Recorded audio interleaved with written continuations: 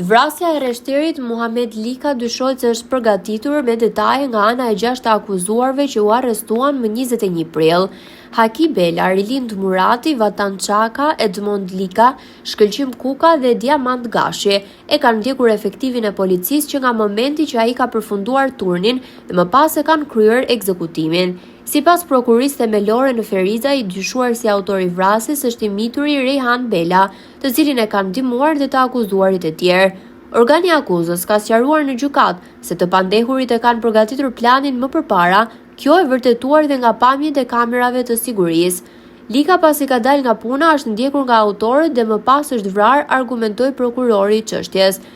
I mituri Rejhan Bela i shkon nga prapa dhe pasi që viktima hyn në objektin banesor, pasi hyn edhe i mituri ku me të takuar të ndjerin, ka shënë në drejtim të tij me armë zjarri, ka sqaruar nga prokuroria. Pas krimit, i mituri është larguar dhe më pas është takuar me autorin tjetër të dyshuar, Rilind Muratin, i cili rezulton edhe pjesëtar i Forcës së Sigurisë së Kosovës. I dyshuari Haki Bela, sipas prokurorisë, ka vëzhguar viktimen, Muhamet Likën, që nga momenti kur ka dalë nga puna në natën e vrasjes së tij.